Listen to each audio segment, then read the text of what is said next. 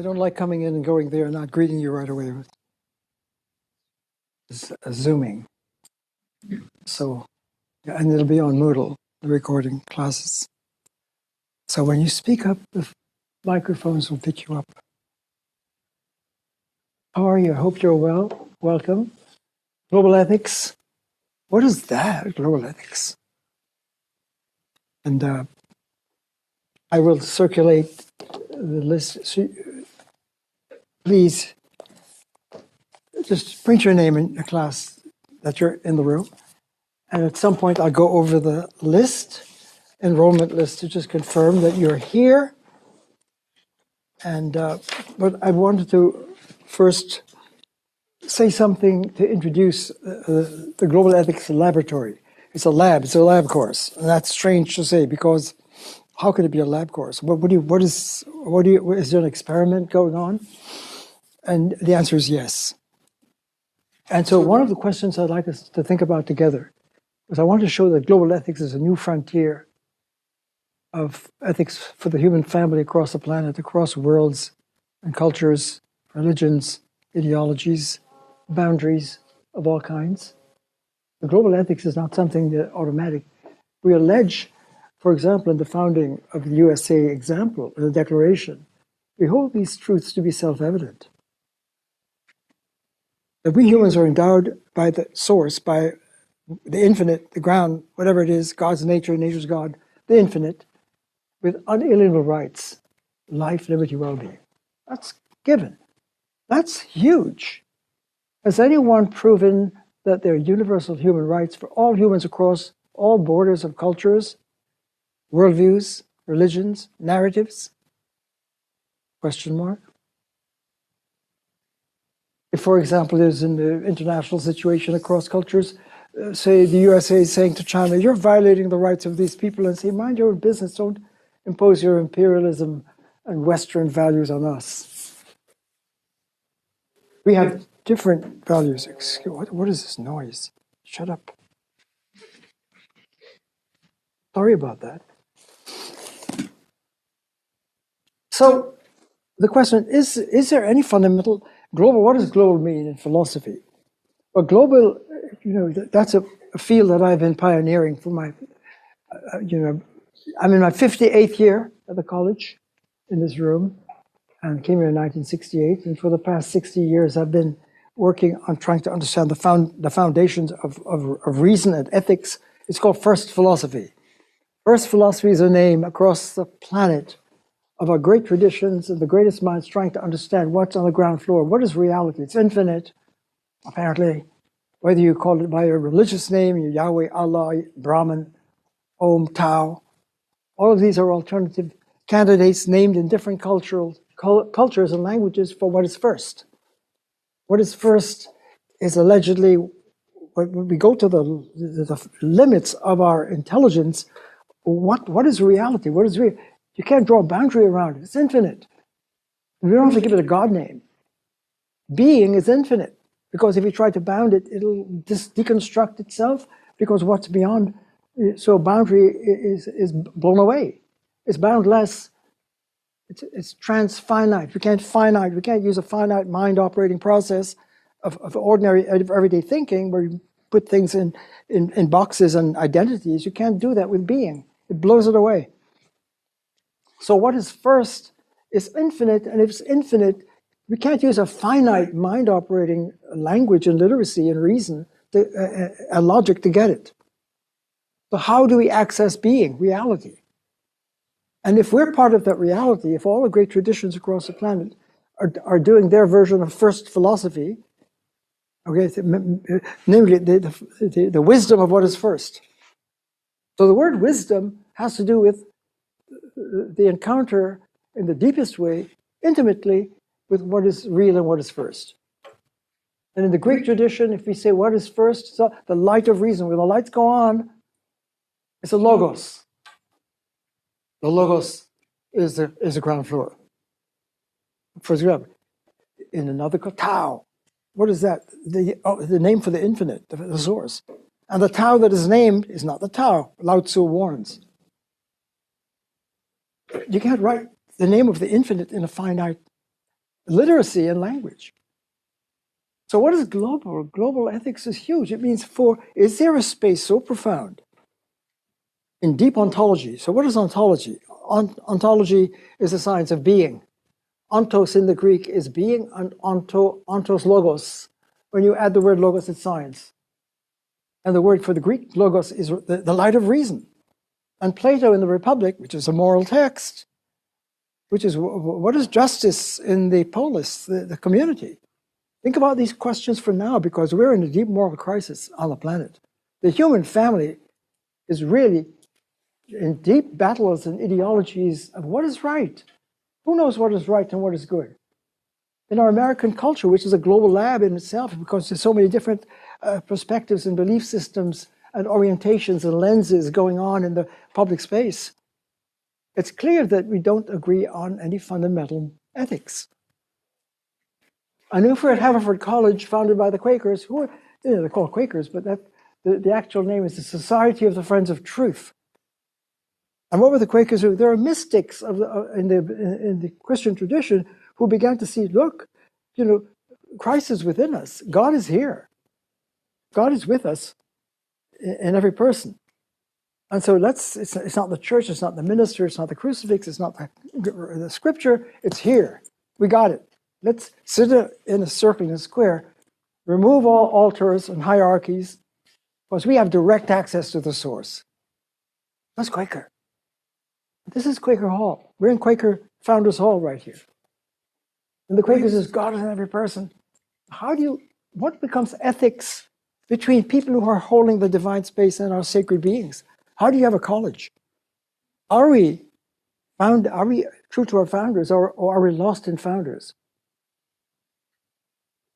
I'm trying to make it real, right? So has anyone demonstrated irrevocably that their innate human rights and dignity and worth, there's the word worth is ethics, right? For all human beings, across all borders, genders, names, orientations. Has anyone shown that? When we're in a deep moral crisis in the American scene, but it's across the planet. All the battlegrounds in the human family. But where are the human rights for all humans? Has that ever been shown? That's global ethics. Global ethics alleges that if you can get to the deep ontology of what is first, if we can find the first philosophy, the first science, it'll be science. Aristotle said, if we can get the DNA for being, reality, the code, the DNA, the double helix, so to speak, of being, then everything else will have that signature, and we will then be able to decode. If we can get the God code, the source code, the Logos code, wow, that'll be the source of all. That'll be the original word. All languages, all narratives, all belief systems, all forms of life will come out of the Logos. If you get that, we will have the universal moral law in a global space. What is a global space? It means where all worlds arise. And if on the ground floor it's infinite, then nothing can be outside of the infinite. That means whatever culture. So when you often hear it's in the biblical, in the beginning is a word. In John's Gospel, for example, when he went from the Hebraic to the Hellenistic to the Greek, in the beginning is the Logos. That means that's the ultimate reality. That's where the lights go on for consciousness. It's a light of consciousness and mind and reason. Consciousness is born in the Logos. It's ultimate reason. It's pure reason. As the sun illuminates the visible world, Logos illuminates the intelligible world of experience and life and thinking and consciousness and cognition, knowledge. So if we can get to the Logos, which is what? Sophia. What is Sophia? The feminine embodiment of Logos in the world, which is wisdom. And what is philosophy? Lover of Sophia. Philosophia. Philosophy is a lover of Sophia, wisdom. And what is wisdom? The ultimate knowing. And isn't knowing like knowing facts, like the sun is shining and snow is white? That's cool. No. Right? Those facts, wisdom is tapping into the source. So for Plato in the Republic, which has to do with, is there justice in society? What the polis, the Greek word for the community, for, say, the culture is the polis, the community of people. Is there justice in the society? The Republic is one of his great works. And he shows that until we get wisdom, we can't have justice. Until the leadership has wisdom, genuine wisdom, there will be no justice in society. And the Quakers are friends of truth. What does it mean? Not ordinary truth, but the truth that God is with us, which means, where did you get that from? Well, because if there is a fundamental source, an infinite space that is the source of all, it's going to be everywhere. This is a very simple point. Since being is infinite, there's no getting out of it. We couldn't be without it. Whatever there is going to have it. If the sun is shining, if it's an event, whatever it may be, events or nature, galaxies, electrons, nothing can be outside of the infinite, and it's all coded. When you realize a simple point, nothing can be without being. You can't step outside of being. And even if you deny, you don't have to use God names and say, oh, it's Yahweh. Oh, no, it's Allah. It's Brahman. It's Om. No, it's Buddha's emptiness, Shunyata, or Tao, on and on. Christ. What name? There are many. How many names for the infinite? Infinite names. Why? Where'd you get that? It's infinite. You can't finitize it. So that means anything in our culture, any word we're coming out is coming out of the source word? Yes. You mean all languages, any narrative we're living in, any belief system, any ideology is going to be coming a derivative, an expression of that fundamental infinite word? Obviously. Is it in us? Obviously. How? Because we're Logos kids. We're source kids. We're source sapiens. We're not Lego, separate entities. I got my being, I'm an individual. I see myself, I've got my CV. No one has my CV. I'm unique, that's my ID, that kind of thing, right? That's a Lego entity. But what is reality like?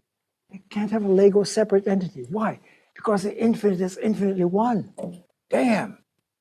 Where do you get that? Well, you can't have two. Why? Because if you had an other, if you other the infinite, it's no longer infinite. If a human being can dare step outside of the infinite, good luck. You can't. You can't other the infinite. So is there othering going on in the infinite? Yes, it's infinitely othering within. But can you break apart and have your own space? No. Why? Because the infinite is infinitely one. That's huge. That means it's a continuum. Bam! I'm beginning to see ethics lurking. Because if the infinite is in each of us and it's a continuum, we're linked. Damn, we're linked. And if we're linked, I can sense the golden rule. If I mess with you, I'm messing with me, I'm messing with the source. Something's going on.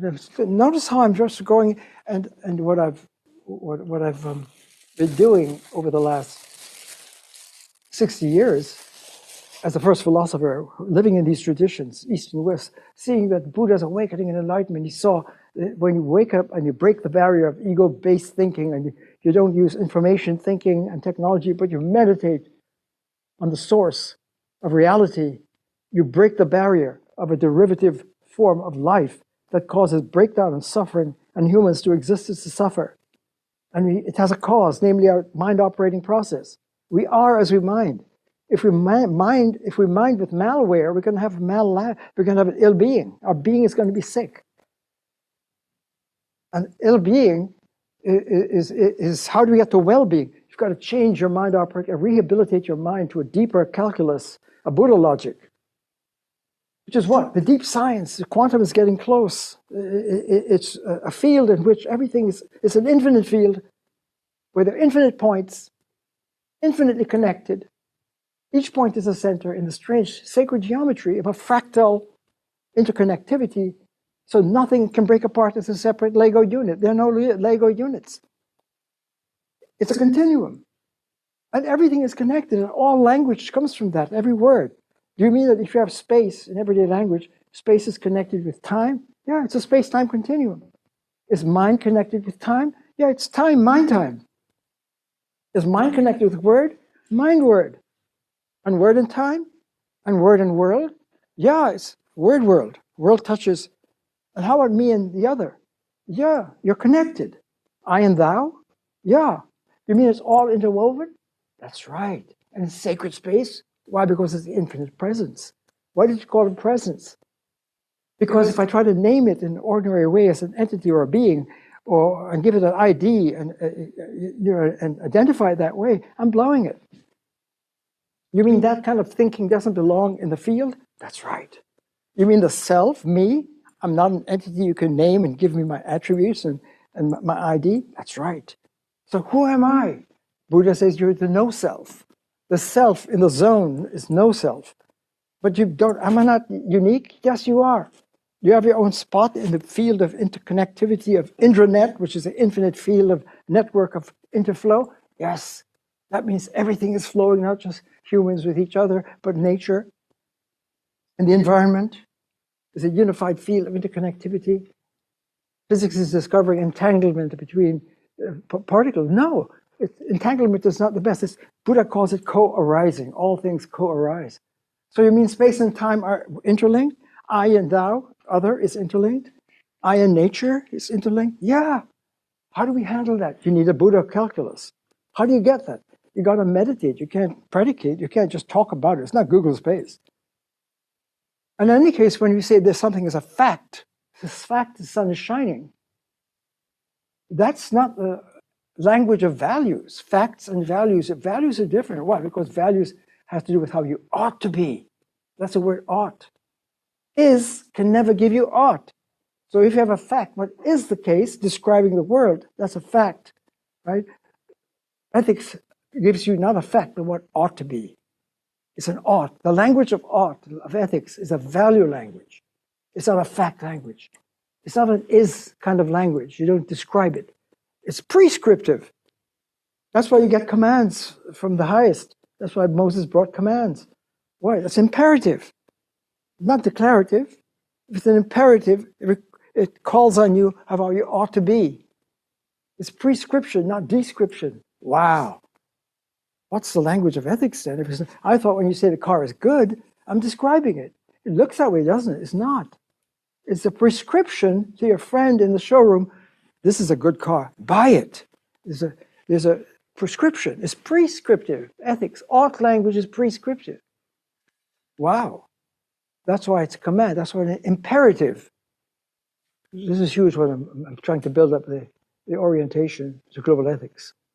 Right? Showing that, wow, have we ever found global ethics? Namely, is there something that we can see right now to, say, the USA laboratory across the planet with all the breakdowns that are going on? So what is right? Is it possible to find universal human rights on the ground floor? If you can find, for example, in the let's use the word logos. Logos, if that's a ground floor, you could say Yahweh, Allah, Brahman, Om. And we're going to say that as we go through the different texts that we've selected on our way to exploring the possibility of global ethics. That would be astounding, because we're in trouble across the human family, but right now, even in the USA lab, is a kind of global village with many different perspectives and orientations and ethnicities and so forth, and worldviews and belief systems are all going on across those belief systems. How dare you suggest it's a unified global ethics? Is there something inscribed in the fabric of reality itself that prescribes us, this is our value? And all humans come from that, and we're sacred beings, as the Quakers allege. For example, and there's a reading of the Christian teaching that Jesus was discovering the Christ, which is what? The field. The network of the field of interconnectivity, the God field. The Logos. How do you speak the Logos language, allegedly? In one tradition, the Gnostic believes that Jesus was teaching the source language. He was speaking the weird language of the Logos code. I am the way, the truth, and the life. Right? And this is how you ought to be. But you say there's Christ in everyone. Where'd you get that from?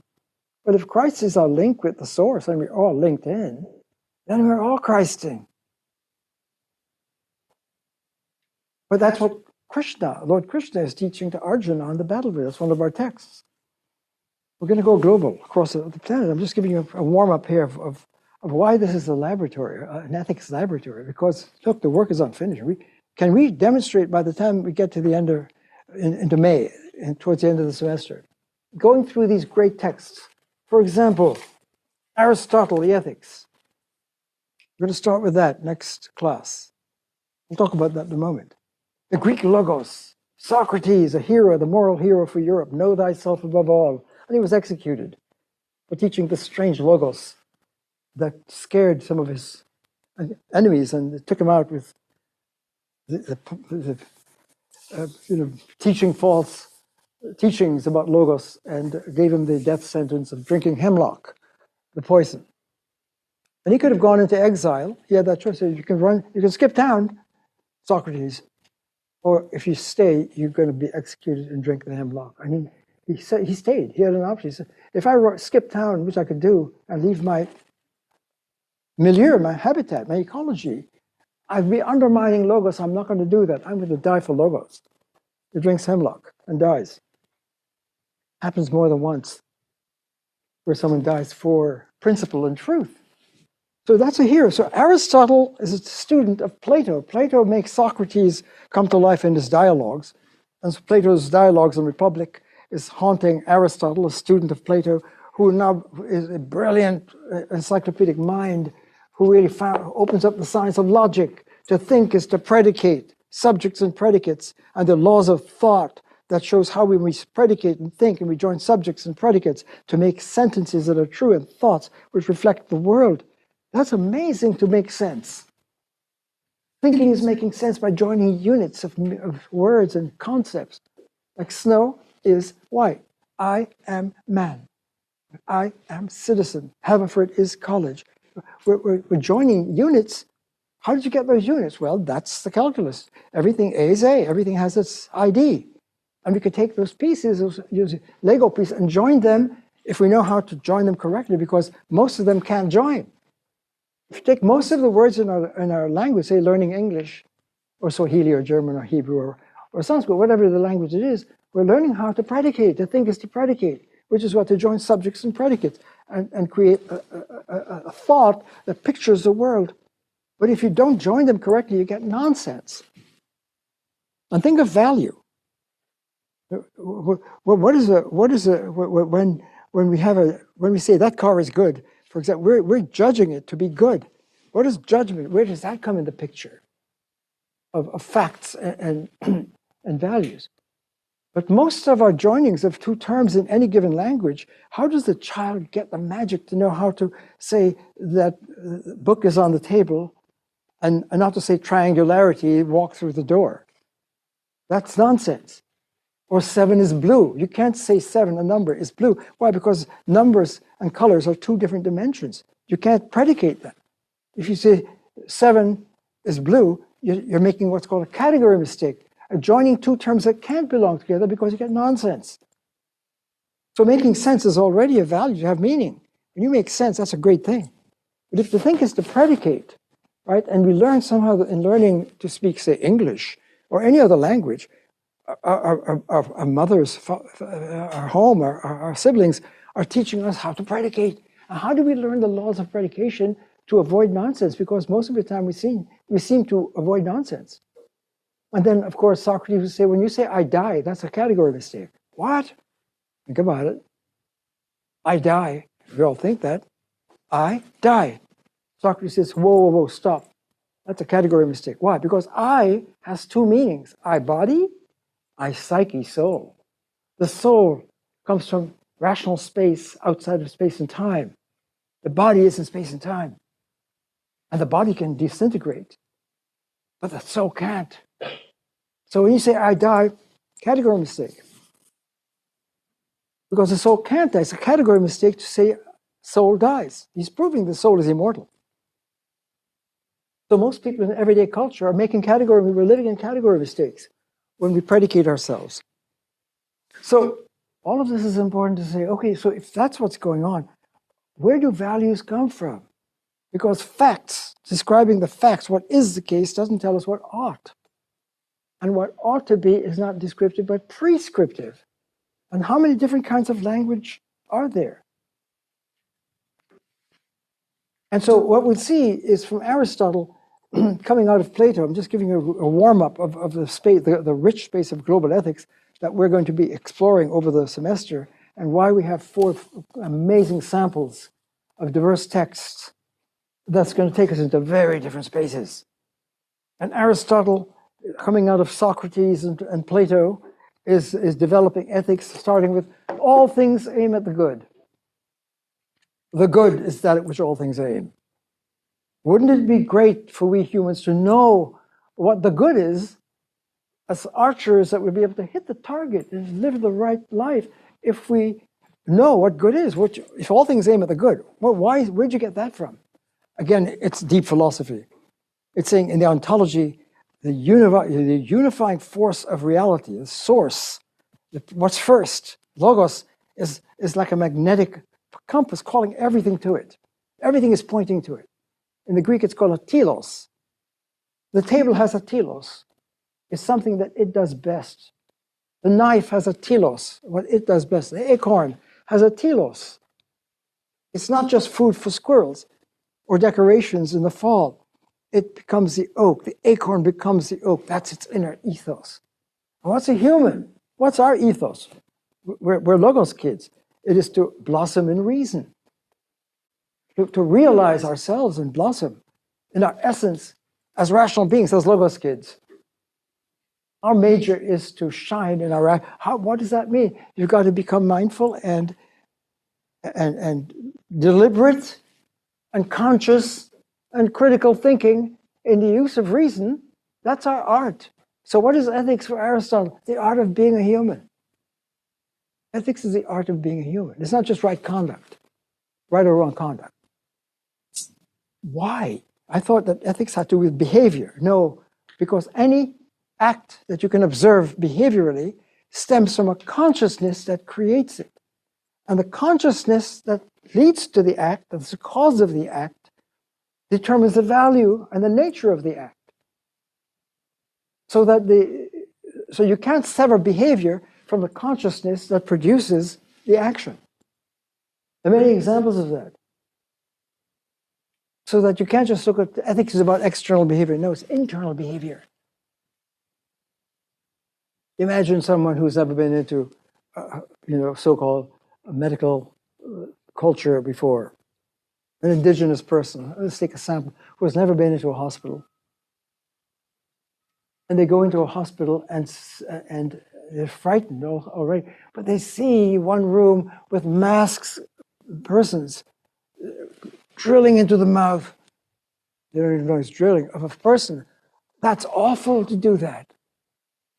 And they go to another room and see the mask cutting open. No, they're getting scared. Look at those actions. They're terrible. No. Those are healers. They're healing. They're healing. The action is not separate from the consciousness that's producing it. Right? So how do you read the value of an act? It has to check out the intention and the will of the agent that's performing it. Okay, this is huge. So ethics goes internal. So what's a consciousness? What's in your heart? What's your intention? What is your will? But now you're getting really, or what is the will? It's a faculty of a human being to make a vote, to choose. So every time you act, it's not just an external act. You can't look at an action apart from the agent. The agent is the one who performs it, and she has a will. And what's a will? It's a decision procedure that has an intention. I intend to so-and-so.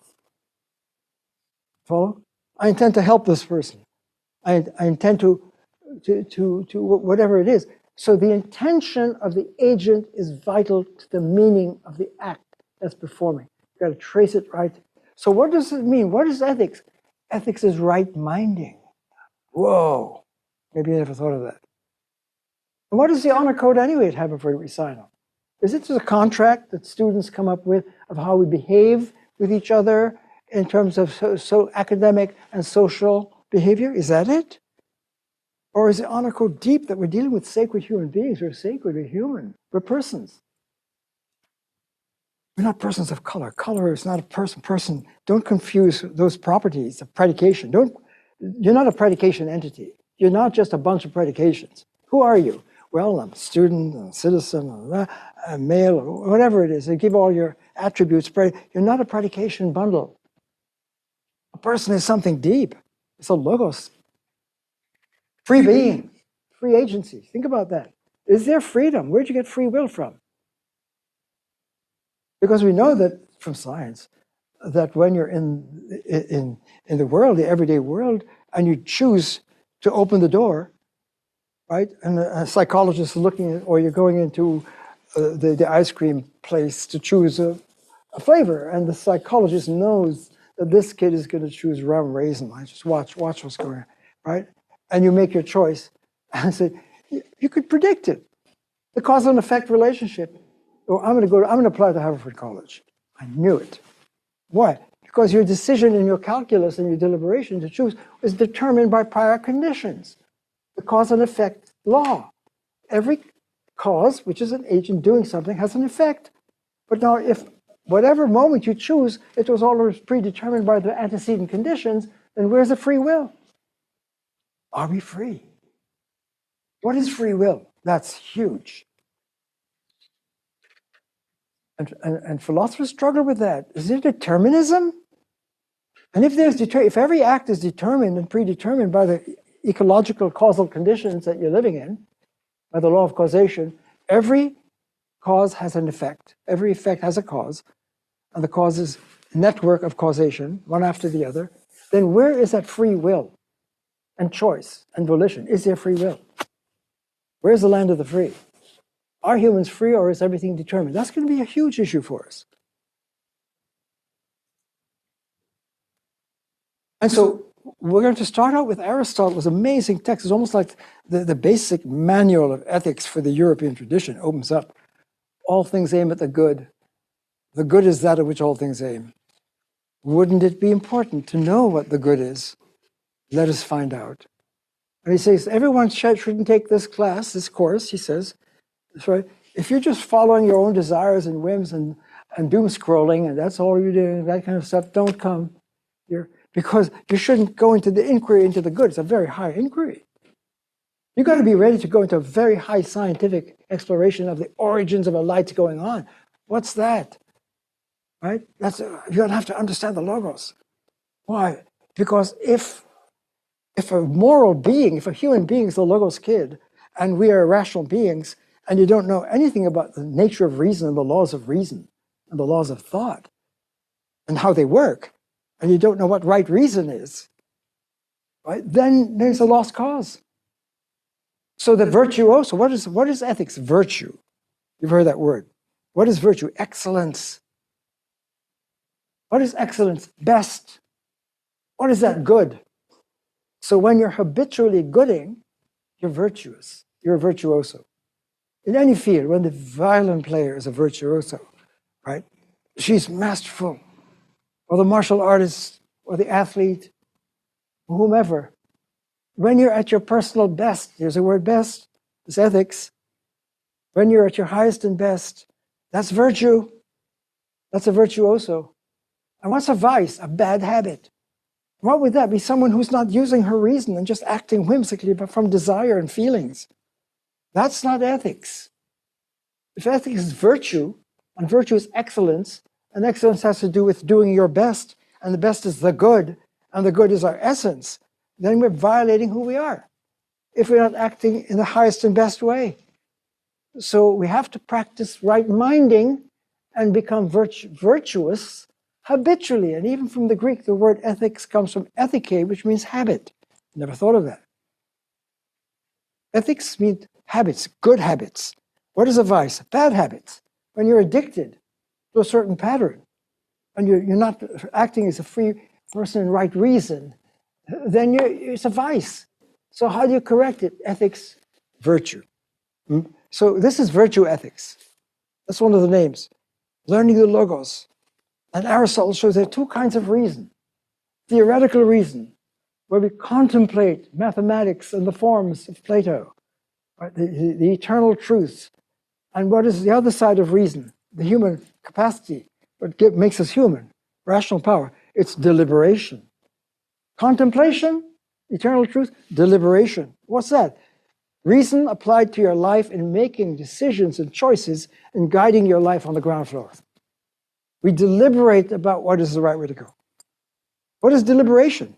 Using reason practically in the world. So there's practical reason and theoretical reason. So the reason has two different channels. Theory, science, knowing, and doing. And what is ethics? It's a practical science. It's how you ought to do it. What are the laws of ought? Those are the standards of right reason. And what's that? The virtuoso is the person who she is acting from right reason habitually. And what is right reason? The standard of action that makes it right. When charges were being made against Socrates for his life to get the death sentence if he didn't defend himself for bringing in these false gods and teachings, he met a young man, one of his younger colleagues, youth, coming out of the prison, coming out of the courtroom. He just filed a charge against his father for locking a servant in the dungeon and causing his death. And even though it was his own father, he was going to bring charges and just filed charges against his father for doing the wrong thing, and causing the unjust death of a servant. And Socrates met him on the foot of the stage, going in to defend himself. He says, Euthyphro, what's up? He says, I've just filed against my father. Wow, why? Because what he did. He said, are you sure? What makes it an act moral and just? What is justice? What makes it right? He said, Socrates, everyone knows that. It's what the gods love. Justice is what the right conduct is what the gods love. And Socrates said, whoa. Do they love? Is it just because they love it? Or do they love it because it's just? And Euthyphro pauses, they love it because it's just. So then Euthyphro, they're loving it doesn't make it just. They love it because it's just. So what makes it, and then Euthyphro realized he did have no understanding of ethics and value. What makes something just? Not that the gods love it. And what did Socrates point out? It's a great moment in history that opened up ethics. He said, justice and right action and what is good is not a fact about you. It's not what I love or don't love. It's a fact about me. But the facts about me, that I love it or don't love it, doesn't make it right or wrong, or give it value, or good or not good. You follow? And that really was the start of the science of ethics. Ethics is factual, what I desire. In other words, if I desire it, then it's good. No, the fact that you desire it is not what makes it good. You can desire something unworthy. Oh, wow. And so that's a big mistake in culture. You think if you desire it, it's desirable and therefore it's worthy. Again, worth. No. So it's a big moment to learn. It's called a category mistake in ethics, to identify a fact about the agent with a value. Values are different from facts. Is does not make ought. And if you tell me what I like or don't like, or what I check with my like list, that doesn't determine the worthiness of it. That was a huge moment for human future, about values and ethics and the source. So what does it come from? It must come from some deeper logos, principle. The word principle means what comes first. Is there a moral law that we haven't figured out yet? Because we're all living in our own likes and dislikes spaces and what I want and what I don't want, and I'm doom scrolling and so forth. It's all over the place. And we don't yet know that there's a fundamental unifying force, allegedly, of what is first. So we're going to go through learning an amazing journey of Aristotle, opening up the manual of our journey to right reason. Again, so please follow me. You're beginning to see that ethics has to do not with behavior out there, right, but behavior in here, how we use our mind. And as we go deeper and deeper across the planet, we hear echoes of Buddha's enlightenment, Lord Krishna, the yoga, Lao Tzu, and others, that the human being, is not an ego-based person, and the psychology of the everyday person is not the person, the moral person, the free agent. Who is the moral being? Is it our everyday personality and psyche, or is it something deeper going on?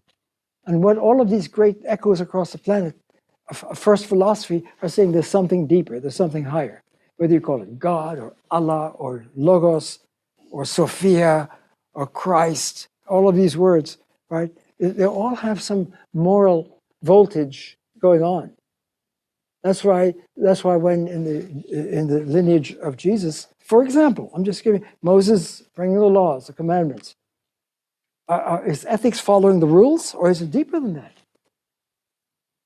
And Jesus is trying to say, if you understand that God is love, again, the source, the infinite source is infinite connection.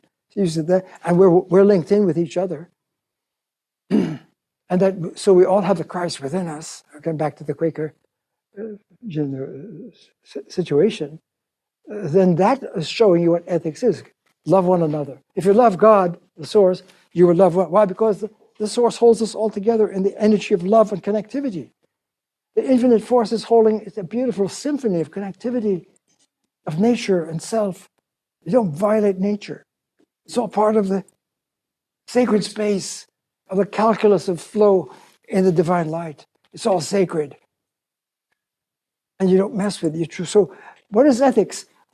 Honoring the sacred space of who you are and who the whole environment is and acting accordingly. Giving you quick examples of different forms of ethics. So here the Logos tradition, we'll spend 3 weeks. It's no time, it's going to go really fast.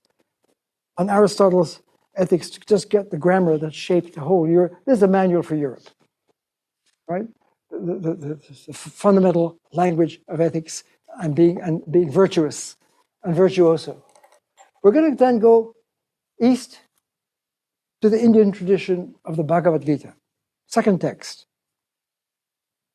Bhagavad Gita, the Son of God in the Hindu text, is again first philosophy, is meditating. The great meditators, not predicators. Predication is one kind of mind operating process, right? And we saw that that's not going to get you to the meditative. So when you go into meditative actions of the mind, you're zen, you're in the zone. You're not talking about it, you're surfing the field of being when you're in the yoga. And so what is going to go in the Bhagavad Gita is, it begins in a very dramatic way, almost speaking to our culture now. All this is speaking to where we are right now. We need this urgently. Because Krishna, the voice of Om, the high voice, is in a dialogue with Arjuna, the warrior, the war hero, the Rambo, the hero, the head of his army, in a righteous war for the throne, on the battlefield, a family, in a fratricidal war against their own siblings and cousins and teachers on two sides. And Arjuna, who's always been a great warrior, knows the ethics of a warrior is to enter the battle and lead your troops into the battle. But when he sees his own uncles and teachers and people he honored and grew up with on the other side in a fratricidal war, he freezes, and Krishna is his charioteer. There's a metaphor. Krishna happens to be the voice of Om, is his charioteer, and watching him melt down, and the whole army is watching behind him, right? He freezes, and he just falls apart right on the spot. He melts down, he drops his weapon, his trophy, a great trophy, he drops it, and falls down and says, Krishna, help me. I'm lost. I don't know what is right. It can't be right to kill my own people. Even though I'm a warrior and my ethics is to lead and enter the battle for victory. It's a righteous battle. We deserve the throne. And even though we deserve the throne, and my enemy over there, Duryodhana, is a bully and a tyrant, and he doesn't give a damn, might is right for him. So his ethic is, might is right. If I can take it by force, I got it. It's mine. Might makes right, which is alive in our culture right now. If I have the force to enforce my will, then that's what defines what is right. Whereas Arjuna really drops his weapon, turns to Krishna. He's in a life crisis. His whole world breaks down. That's the opening of the text. I said, Krishna, I'm lost. I'm broken. I don't know what to do. Please help me. And Krishna has a smile because he realized that Arjuna has reached a good point where he's getting humble and realizes something higher that he needs to get. And Krishna knows he's got to give him and teach him and coach him the technology of entering into the zone. Yoga, union with the source. And to do that, you've got to let go of your lower narrative of yourself, your ID. You've got to trade that in, detach from it, which is a very challenging, difficult thing to do. When Socrates says you've got to leave the cave, we're living in the cave in shadows, you've got to leave it and come into the Logos light. Yeah, right. It's traumatic to do that. You don't just look into the eyes of God. You don't just walk into the... You've got to be prepared to handle that. That's huge voltage. All right, so again, you see, ethics has to do with kind of looking into your whole being. Is your being messed up? Are you have ill-being?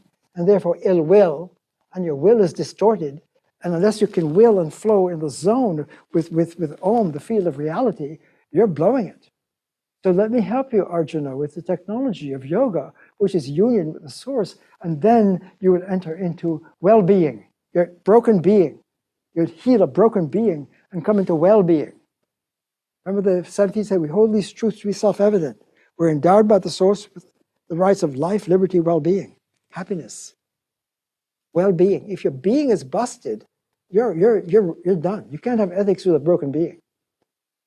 So we see in many songs, how do you heal a broken heart? You've heard those songs, right? How do you heal a broken will? How do you heal a broken being? How do you heal a broken mind? That's a bigger song. Think about it. And that's what Krishna is coaching Arjuna. And then you will come into righteous action when you act as a yogi. That's yogic action. It's not ego-based. It's source-based. It's Om-based. Join me, Arjuna. Come into the zone with me. And your sickness, your mental sickness will be gone. Because when your mind doesn't know how to tap into the zone, you're mentally ill. It's it's not just psychological illness of ADHD or mood swings or all the many different kinds of psychological, it's an ontological breakdown. Your being is busted and your mind has to do with it, which means what? We are as we mind. Think about this. This is an axiom. We are as we mind. My being is a function of my minding. If I'm using a mind technology with malware, I'm going to be ill.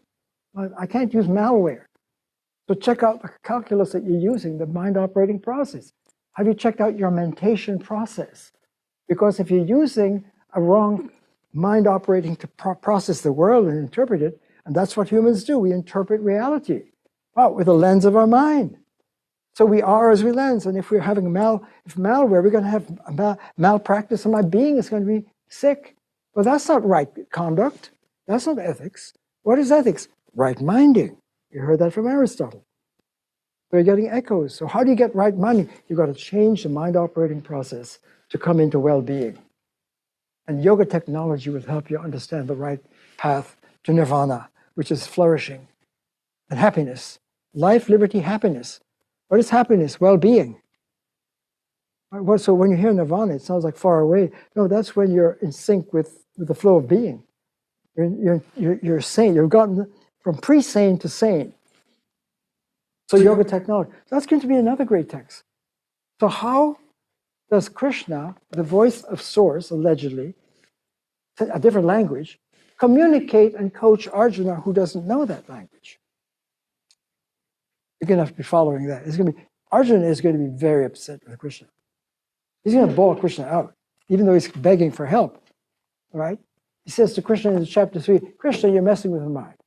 First you said that knowledge is better than action, but then you're asking me to act and imploring me to act. Which is better, knowing or doing? Theory or practice? They're back to Aristotle. Is it knowledge or action? Thought or action? Practice. Is this split? You say this person is not walking the talk, right? You can talk one thing, but if you're not doing it, so if there's a split between the thought and the action, it's not working out. That's not coherent. That's not integrity. Ethics has to do with integrity. So now the whole question is, what is the right calculus of the mind? What is the right? Are we living in a matrix? You hear that a lot on scrolling. You scroll. Does anyone scroll here? You know what scrolling? Does anyone have mind rot? You know what that is? When you're doom scrolling? No, you got a yoga scroll. You got a Zen scroll. Because ethics is for Gen. If this is a Gen Z, right? The whole point of this lab is to become Zenji. You ever heard that? That's ethics. Isn't that cute? I'm serious. This is life and death. But this generation, and not just young kids, all of us that are in Gen Z, it's got to be Zenji, which is you've got to get the right mind operating, going here, of compassion and love and care. And why? How do you get that ethics? We haven't gotten it yet. We don't have a global space of ethics. We have all of these different cultures giving different things. And you go through Europe, and you go from Aristotle, and you keep coming down. You have the Stoic ethic, of the Stoic just as steady and doesn't let feelings interfere with her, and the Stoic has a certain kind of staid manner. Is that ethics? Is that the right way? Is that in the zone or not? You come to John Stuart Mill. Oh, ethics is the greatest pleasure for the greatest number, utilitarian. Ethics is in the value of what you do. And if it produces greater good for the greatest number, that's ethics. No, says Kant. Another text we're going to deal with. Hope I'm not confusing you too much. I know I'm confusing you, right? From Aristotle, Greek ethics of the Logos, wisdom. Yoga tradition, centuries of meditative. So now, wow, it's not predicative. Aristotle is the art of predication, deliberation. He's the founder of the civilizer of logic, which is the laws of thought and predication, and judgment and rationality that way. Here, no, leave that version of reason and come into the meditative intelligence. It's a whole different way. That's when you flourish, right? So now, what's up? How do I adjudicate? How do I, as a student, look at Aristotle, coming out of Plato and Socrates, all the way down, and now going into this, into meditation? What does meditation have to do with my well-being? Well, it's rampant now. The word meditation and yoga has come to the West. And people are realizing, even in medical school, one of our graduates of Haverford College, John Kabat-Zinn, who is following Buddhist teaching, and we're going to get to Buddha later, right, introduces meditation in medical school for stress reduction. He doesn't call it meditation because he'd be thrown out, because meditation sounds like this Eastern woo stuff. It's not scientific and rigorous. So medical schools will not tolerate it. But he said, mindfulness practice reduces stress, and stress causes disease. So to heal, you need to reduce stress with meditation. That's now taken off in the medical schools. It's called mindfulness stress reduction. Meditation. Meditation is medicine. It's medication. Meditation is healing, right? It reduces stress, and yoga is good for you. People, that's it. But that's not deep yoga or meditation. So after that, that's on the board now. We're going into the midterms, right? And you're going to be on spring break, and I'm happy to write a short paper, 2 or 3 pages on from the Bhagavad Gita. What is right yogic action? For example, I'm giving you an example. Imagine, I'd like you to meditate on. You got to meditate now. You can't just use Google information. You can't AI. You got to really meditate to understand the meditative intelligence. And I'll invite you to meditate your way through, what is yogic action? Because Krishna said you got to let go of the ego. You got to detach from desire to get in the zone. So it's not, you're not the agent. The ego is not the agent. The source, you're in the zone, you're in the Om. And when you get into that, it's not that I am doing. It's not that I am running. You be running. I introduced double parentheses to mark when you're in the zone, the language. Double parentheses for the language of what is first. And single markers to mark out logically, ontologically, when you have information to talk about. So there are two, I did bring? I'm going to wrap this up soon because I want to call your names. But I wanted to give you a sense of what our journey is together. And my own work as a first philosopher for 60 years, I began to see that we didn't have a marker to mark when we're in the derivative way of thinking and when we're in the source, in the zone. So to think is to practice. This is East and West. What is thinking? The thinker, right? And then you have the screen of thinking, and the predicate is to think is to predicate. S is or isn't P, and then you can yes or no. I have a will. That's one of my powers of reason. I have reason. I have thinking. I have meaning. I have language to describe the facts. The sun is shining. Sentence here. Sun is shining. It pictures a fact, and there are the facts. But facts are not values. That's is, but not ought. And I can judge. I say yes. I believe that sun is shining, or sun is not shining. The book is not on the table. Is or isn't, yes or no. I can judge it, use my will. I vote on it, and then I have my story. I believe Christ is my Lord. I believe Buddha is the way. I believe quantum physics is the way. I believe, and the thinker is thinking, and this is called. I mark this whole culture with single markers to say there's a matrix that we're using in our language to shape our lives. And the lenses we have, I can say it's all matter. Matter is first. Materialism is a name of the game. No, it's spirit, it's consciousness. Consciousness rules. Very different worldviews. Many different worldviews articulated here, and the worlds apart. This is a predicative mind. This is that kind of thinking. But when you go into it, allegedly into what the source, into the infinite space, that's a different language. I use double parentheses to mark when you're in that language. When Krishna is speaking, he's speaking from this space, and Arjuna is here. And there's a divide between this calculus and this way of thinking and how we ought to think. Ethics where is ethics here? Is ethics how we're thinking here and minding in the zone? Or is it when we're minding by my will in this space? So first philosophy is saying there's an infinite source. There it is. And I invite you to find the moral law, where you locate yourself here. This is the ground floor of being. No one can be outside of being. This is a space of being. The Logosphere, the Yahweh sphere, the Christ sphere, the Tao sphere, the Om sphere, the Buddha sphere. All different names for the infinite. And how many names can the infinite have? Infinite names. What do you mean?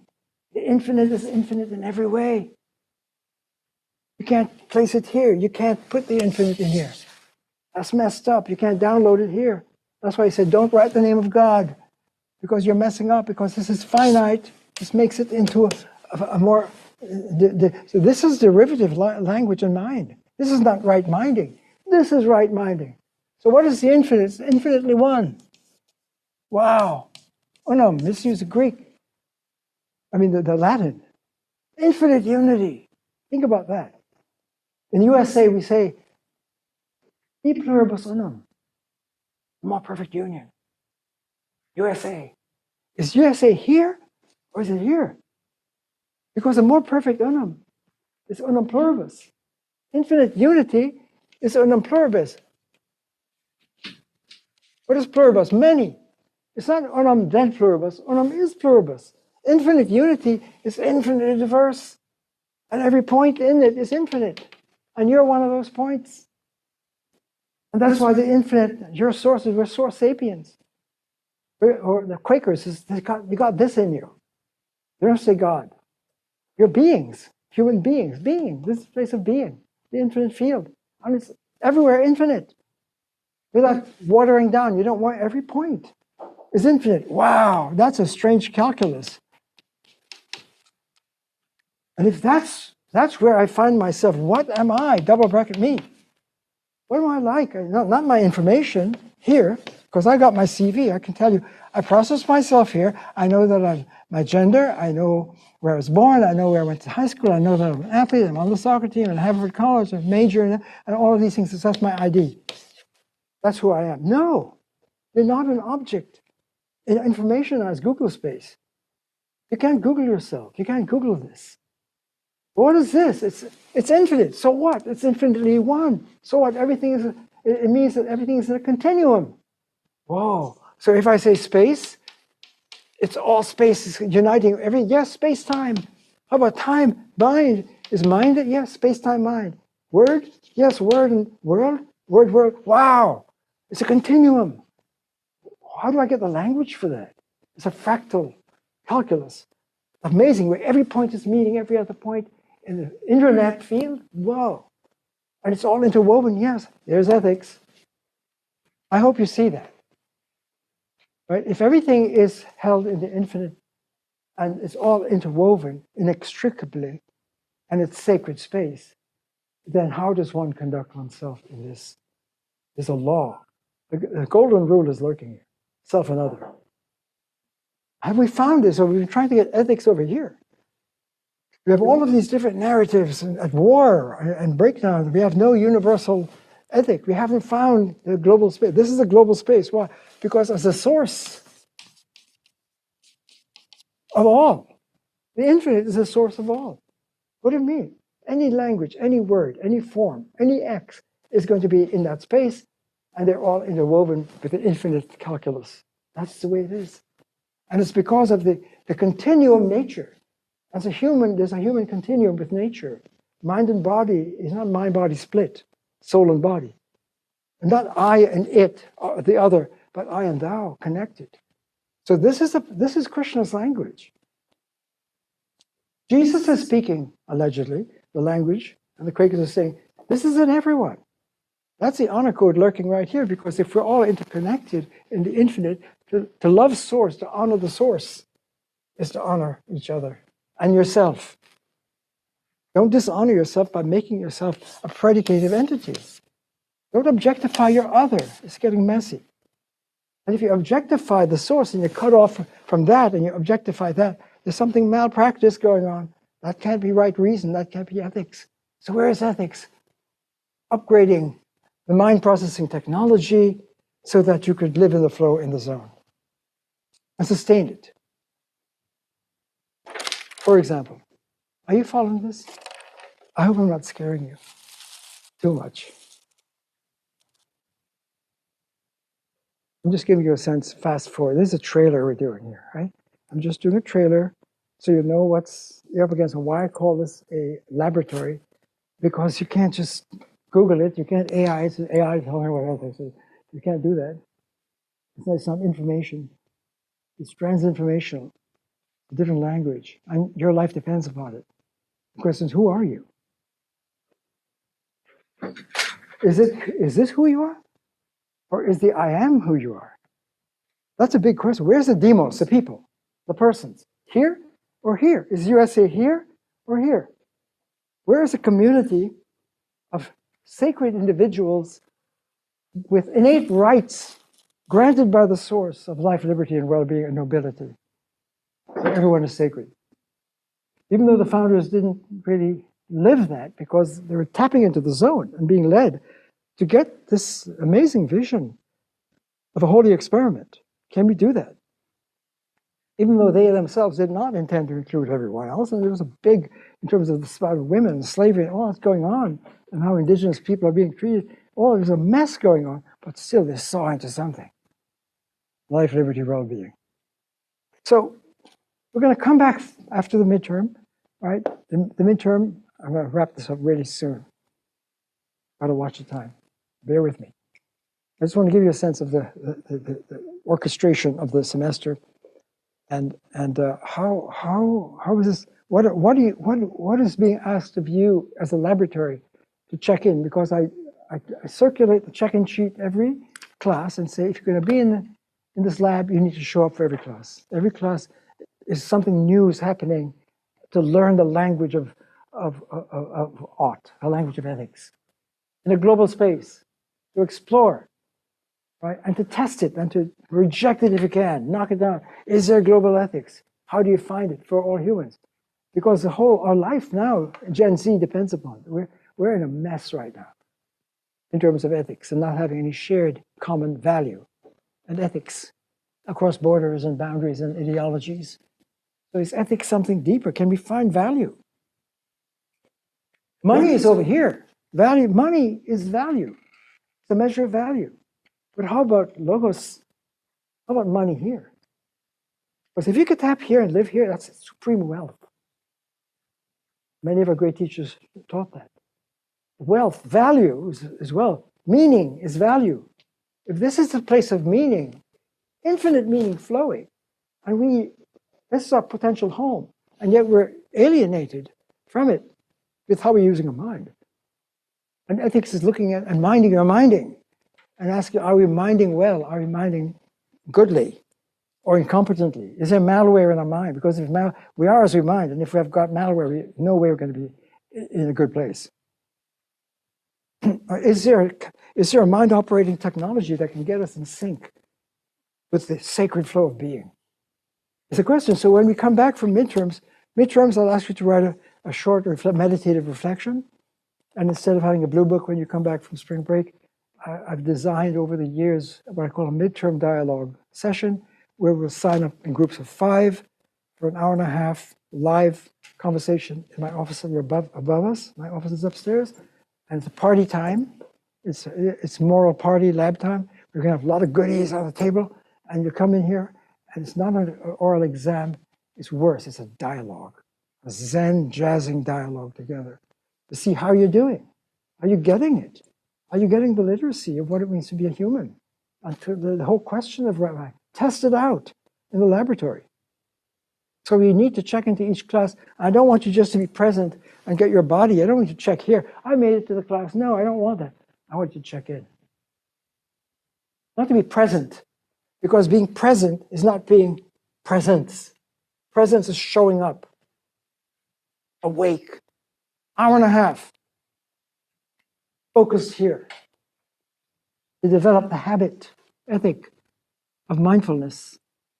So coming to class is mindful laboratory, right? And you can't make up. You can't. If you have to miss a class, let me know. I take it seriously. I watch your check-in. It may sound mean. No, I don't care. It's your well-being if you don't show up, or you come to the class and your mind is elsewhere. But I'm just giving an exercise in presence. When you come into the moral lab, what is ethics? Being heads up and mindful. Can you be mindful for an hour and a half? Which is right, embodying the moral life, so that by the time 13 weeks, meeting twice, ends up, it's not that you're going to change your whole life from your current patterns of mind, but you could have a sample. But when you have a midlife crisis 20 years afterwards, when you leave college, and your profession, you got your money, and see, boy, something is missing in my life. I got a big 401k, and my kids went to college.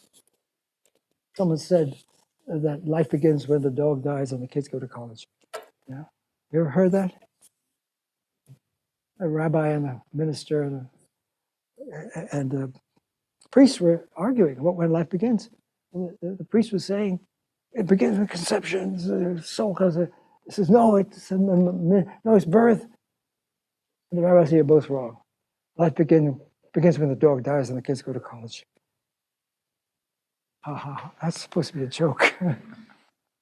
Okay, with the empty nest.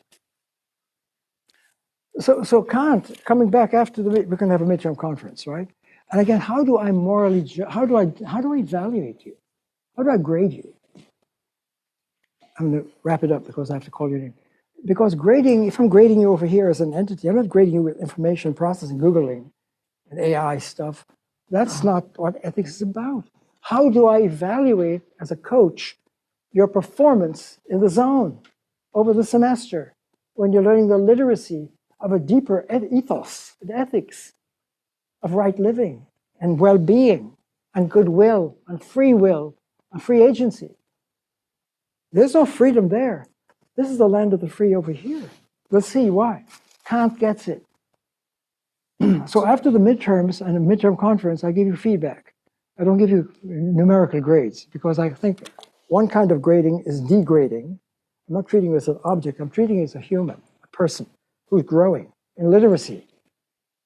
And everyone is unique, and the different ways to demonstrate how you're absorbing and testing out, right? The language of global ethics. So global ethics has not yet been explored. I'm seen as a pioneer in it, and I put it on the Moodle page. I was just recently invited with about over 150 thought leaders around the world to be the voice to articulate the frontier future of ethics and global ethics.